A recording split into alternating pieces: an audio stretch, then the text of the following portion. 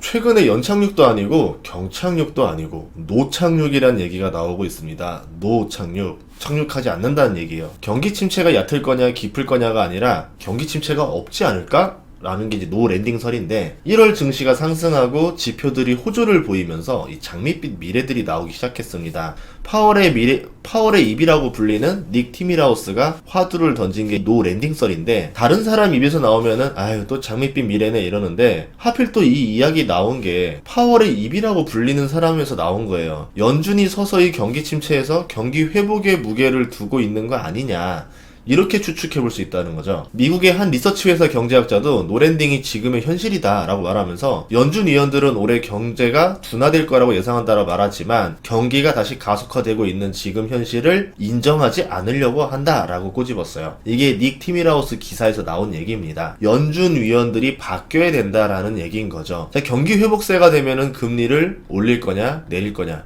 저는 이건 상관이 없다라고 봐요. 경기가 망가졌을 때가 문제죠. 고물가임에도 금리를 올릴 거냐 내릴 거냐, 이게 증시의 위기를 만든 장본이었었는데 경기가 회복되면은 금리는 물가에 의해서만 선택을 하면 됩니다. 단순해지는 거죠. 단순해진다라는 거는 예측이 가능해진다라는 거예요. 그러면 기업들이 예측이 가능해진다는 거는 마진을 그거에 맞춰서 조절해 나갈 수가 있다라는 겁니다. 내일 CPI가 발표되는데 예상치가 6.1% 그리고 근원이 5.5%로 하락하고 있지만 이게 예상치대로 나왔을 경우에 증시는 나쁘게 해석할 수도 있다라고 생각을 해요. 물가 하락 속도가 둔화되기 시작한 첫 달이라는 점이 문제인데요. 그동안 이제 0.6%씩 몇 달 동안 하락을 했어요. 이번 달에는 0.3%만 하락하는 게 예상치입니다. 이 구간부터는 이제 안반층이라서 물가 하락은 쉽지 않다라고 인식할 수가 있다라는 거죠. 금리를 내리려면은 연 2%까지 물가를 맞춰야 되는데 한 달에 0.6씩 떨어지면은 아 이거 연말에 다 잡겠네 이렇게 생각을 했는데 0.3? 이러다가 다음 달 0.2 아냐? 이런 식으로 속도가 점점점 둔화된다라 그러면은 아 연말까지 2%는 말도 안 되는 일이었구나.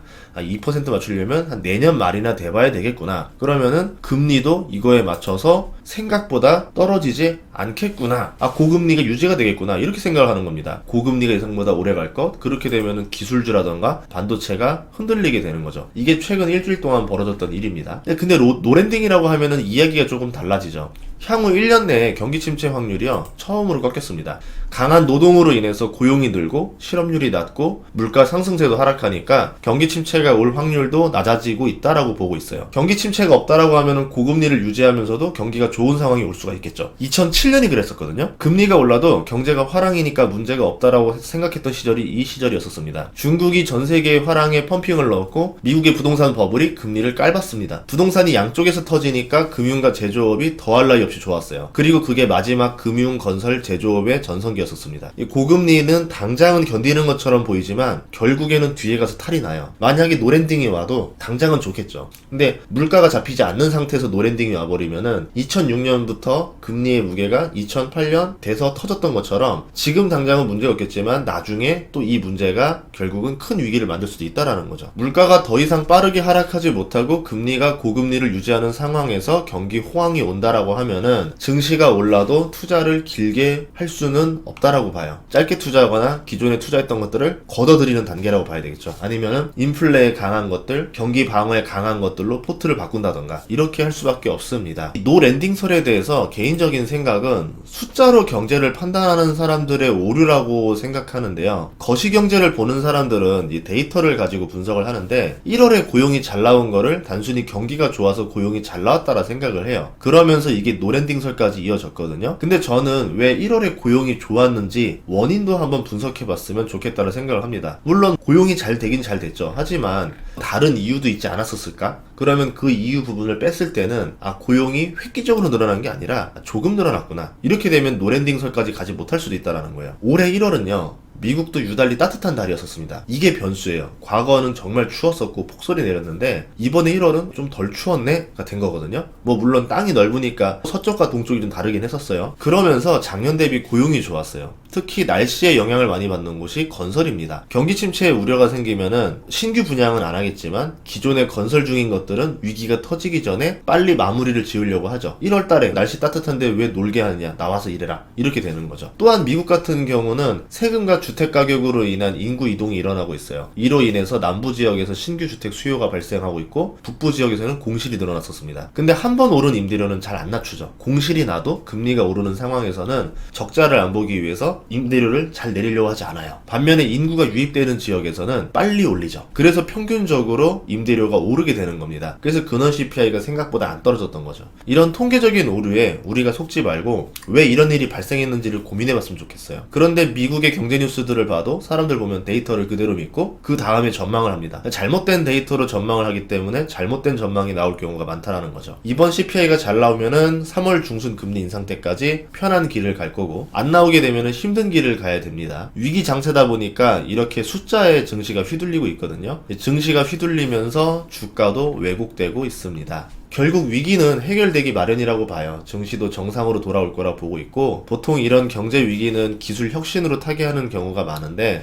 다음 돈의 흐름은 인건비를 줄일 수 있는 기술에서 나온다라고 생각을 합니다. 근데 이거는 빌 게이츠가 답지를 줬어요.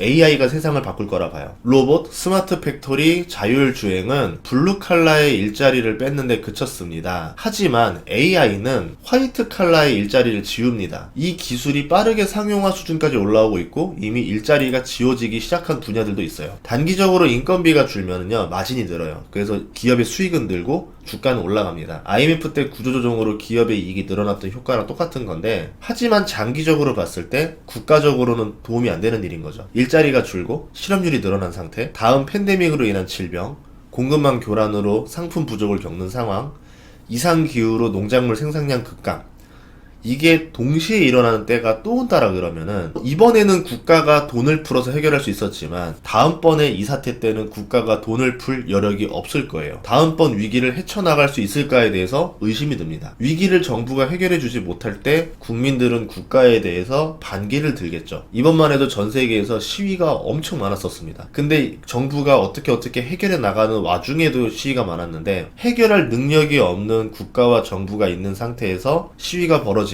그 이상 선을 넘어갈 수도 있다라는 거죠. 국가 해체를 주장할 수도 있지 않을까, 이런 우려가 있습니다. 다음 위기에서는 프랑스 혁명으로 왕정이 몰락하고 민주주의가 시작된 것처럼 또 다른 이데올로기가 등장할 수도 있다라고 봐요. 그게 어떻게 될지는 예측할 수 없지만 어쨌든 이런 기술의 발전이 이데올로기의 변화까지 만들어줄 수도 있다. 이 AI라는 거는 우선은 당장은 기업이나 증시에서는 좋은 소식이다, 상용화가 된다라고 하면은. 하지만 그거에 대한 부작용이 또 뒤에 있을 수도 있다. 항상 세용지마 같아요. 장도 있고 단도 있다. 오늘은 좀 하고 싶은 말이 많아서 주저리 이야기를 했습니다. 다음 시간에도 좋은 정보로 찾아뵙겠습니다. 구독과 좋아요, 알림 설정 부탁드릴게요. 고맙습니다.